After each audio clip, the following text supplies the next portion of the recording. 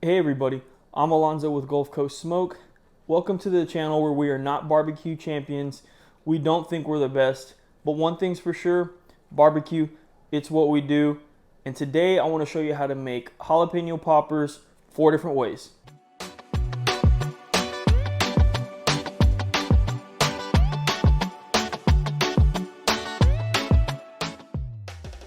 So before I go any further, I want to say 2 things.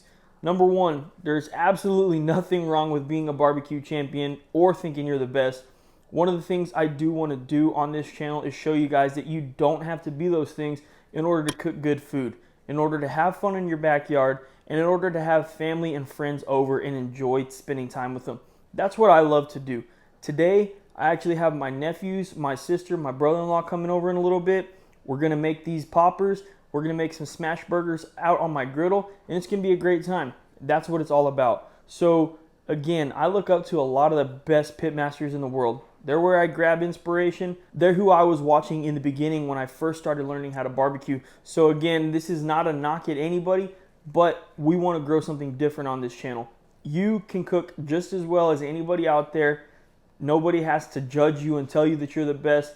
You can be the king in your backyard, and that's what we love to do here. So, second thing, I want to say thanks to my wife for getting a lot of the stuff prepared for me today. She actually shows you guys how to devein and slice open these jalapenos, and she shows you how to get some mixtures together for the types of stuff that we're going to be putting in the jalapeno poppers today. So, come on in a little bit closer, and let's talk about those things that she prepared for you earlier. I'll cut in and out, show you her getting that together. We'll talk about it, and we'll go from there.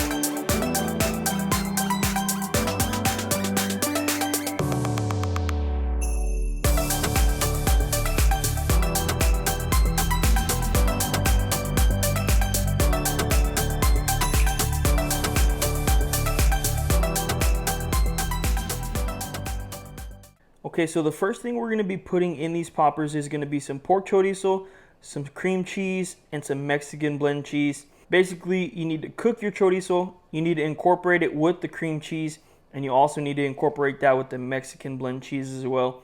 This is a great way to do some poppers. It's a little bit different, and I think that this one's going to be a hit if you try it out. So the second one we're going to talk about is going to be the buffalo chicken stuffing, and usually we use chicken breast for this, but today we had chicken thighs. She went ahead and boiled the chicken thigh, shredded it up, incorporated it with some cheese, some cream cheese, and some Frank's hot sauce. That turns out absolutely delicious every time. One of my favorite all-time poppers. If you like chicken wings, hot wings, you're going to love that. Here we have our standard block of cream cheese. That's pretty self-explanatory. We'll do a regular one as well, just in case you guys aren't interested in the other types. Last but not least is going to be some flank steak that's been butterflied. You can see that it's already really thin, and I haven't seen too many people use this in their poppers, but it's something that we tried one day, and I love the way it turns out. So if you can get your hands on some thin flank steak, I definitely recommend trying this one out as well. So the one thing my wife wasn't able to take care of because time ran out was getting this trimmed up. So I'm going to take care of that for you real quick. You can see that there's definitely some silver skin and some fat here.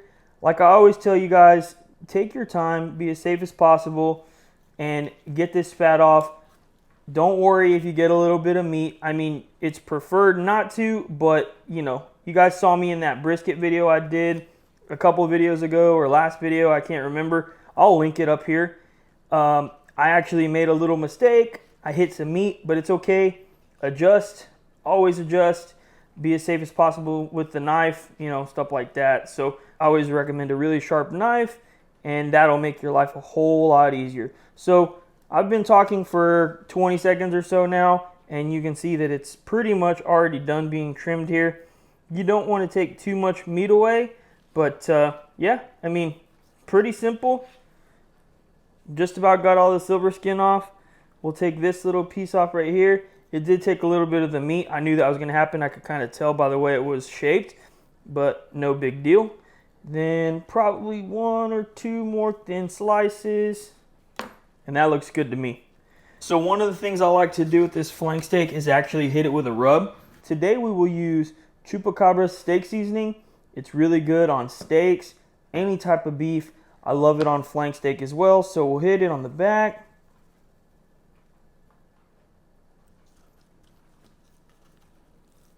Flip it over. Hit it on the front. And so one thing that you want to be mindful of when you're cutting these pieces.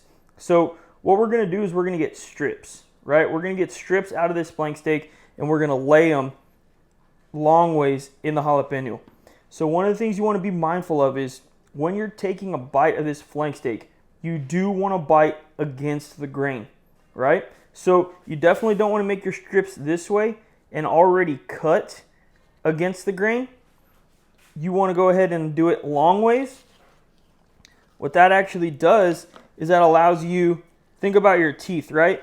When you're biting, boom, you're biting this way, you're biting against the grain, right? So you want to bite against the grain every single time, get as tender of a piece as possible, and these turn out really, really good if done right, and I know you guys are going to do them right at home. So always remember that you definitely want to be biting against the grain in the end when you're eating your meat.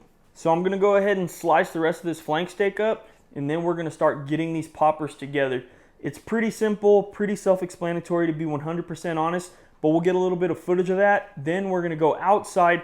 I actually bought some Jealous Devil Max charcoal. I'm really curious to see how it works on my Weber kettle.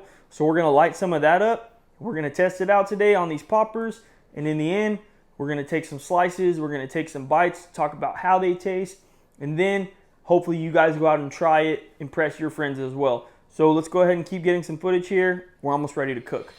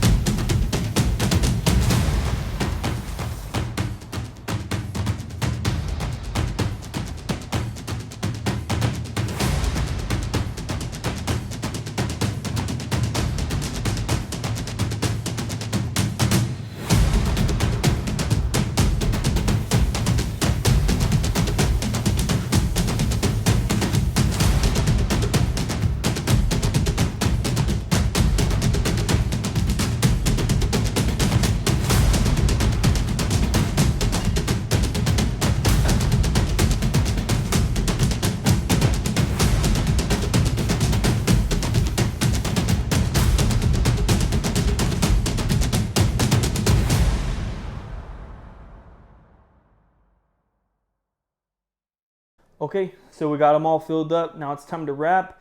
Then get that charcoal lit, get the Weber kettle good and hot, and then we're gonna start smoking these. So come back in, let's wrap them up, take them outside, get ready to eat.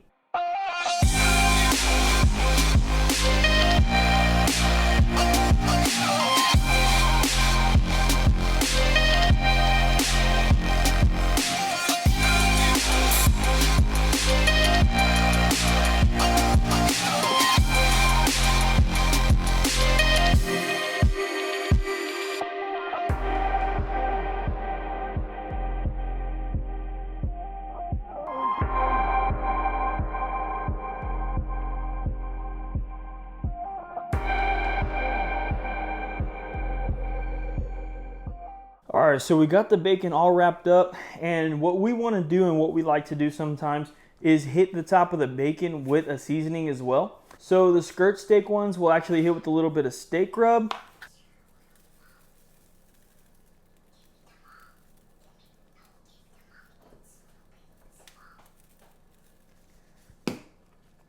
The regular ones we're gonna hit with the barbecue rub by Killer Hogs Barbecue. You can actually pick both of these rubs up on my site at gulfcoastsmoke.com. Just gonna give it a nice barbecue flavor. If you can hear my kids in the background, my apologies. I've told you guys before, I'll say it one more time. I'm a father of 3, but it doesn't matter. Barbecue is what we do. So one of the things that I did plan on doing today was using that Jealous Devil charcoal and showing you guys a little bit about it, talking about it, and maybe doing a little tiny review on it. But what I decided to do was use my Vortex instead for these poppers. I think they'll actually turn out really good that way. So what we're going to end up doing is we're just going to use the Vortex, and then I'm going to make a completely separate video where I do Jealous Devil versus HEB charcoal, which is a local grocery store here in Texas that I go to all the time to get my meats and everything. And usually a bag of charcoal is only about $6, $7 as compared to the 20-pound bag that I bought from Jealous Devil was $33.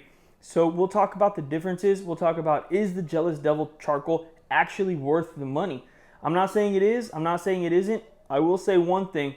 I've used Jealous Devil lump charcoal, and it is the best lump charcoal I've ever used, hands down. So maybe these max briquettes are worth it, but let's not talk too much more about that. Let's just light up the Vortex, put these on. We're gonna spend some time with the family. My nephews and my brother-in-law and my sister are almost here. Gonna hang out with them, make some smash burgers. Maybe I'll get a little bit of that footage for you guys. And then what I think I'm gonna try and do is bring my nephews on in the end and see which one they like the best, and we'll kind of go from there. But let's go ahead and light this Vortex up and put these on the pit. So like I said a second ago, we are gonna use that Jealous Devil Max Charcoal. Come real quick, check this size of this thing out. That briquette is huge, for sure. I mean, look at it. Compared to my hand, it's pretty dang big. I definitely am curious to see how these turn out. I've never used them before, but let's go ahead and load the Vortex up, get it lit, so we can start cooking.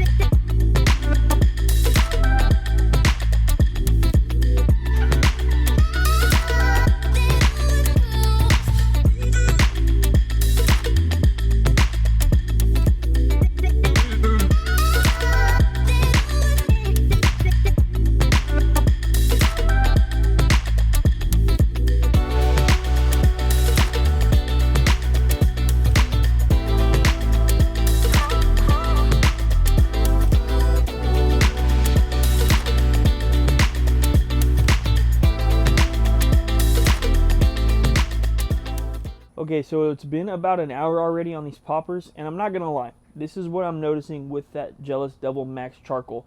For whatever reason, it doesn't feel like all the briquettes are like fully lighting, and I don't feel like I'm getting that much of a heat out of them as compared to King Spirit or even like my HEB charcoal. It's a little bit weird. Not necessarily a complaint. Maybe they're better for like longer cooks or something like that. I'm not too sure. We'll find out in the future. Now, these actually didn't get as crispy as I would like them to. I did try and kind of sear them off there in the end a little bit, but overall the color is not terrible. They are done. They're ready to rock and roll. We don't want the meat on the inside to get overcooked either, because then it'll be real chewy and it won't be that good. I'd rather live with chewy bacon over chewy skirt steak any single day of the week for sure. So let's go ahead and take a look at these poppers. We're going to take them right off. Yeah, you can see there's a couple of them like here that are just kind of not getting the color I want. The rest of them, a lot of them do look pretty good, so I don't have a major complaint. But if you look real closely, you see how like there's still some that are not fully lit, and I'm used to my Vortex getting really hot, and this is 100% not really hot. I mean, it's hot, but I could hold my hand right here for a couple seconds and it's not burning me. Usually what will happen is I'll put my hand there and I instantly got to remove it. So this is definitely not getting as hot as I would like it to for a vortex, but we're going to work with it. We're going to go inside and we'll taste these.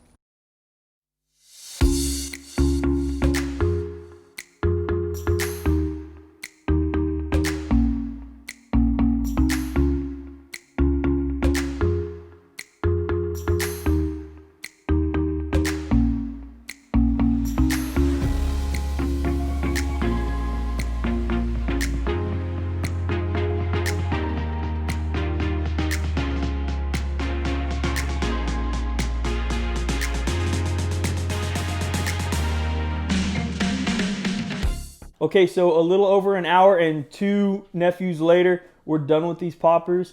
So like I said outside, the vortex actually didn't get as hot as I thought it would, which is a little bit disappointing. I'm not sure if that was the charcoal. We'll test that out in the next video because I am curious myself. So what I'm actually gonna do here is I'm gonna let each of my nephews try these poppers out. And in the end, they're actually going to tell me which one they like the best. So usually you see me trying out the food, but today we're going to switch it up a little bit. I want to incorporate my nephews into it. So we're going to get some footage of them eating. We're going to come back and I'm going to let them tell you what they think.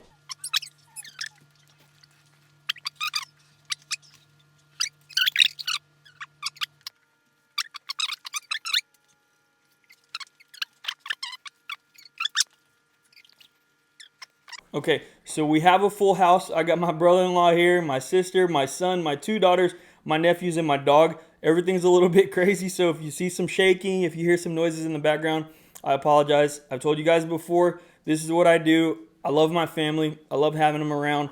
We're not going to change anything. We're just showing you what we do on a normal basis. So real quick, this is my nephew Levi.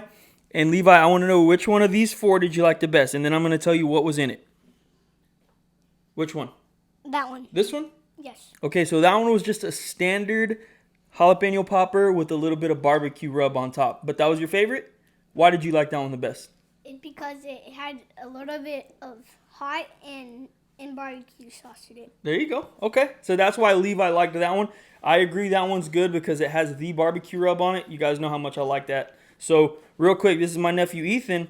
Which one do you like the best? I like the chorizo one. The chorizo one? Well, which one was that?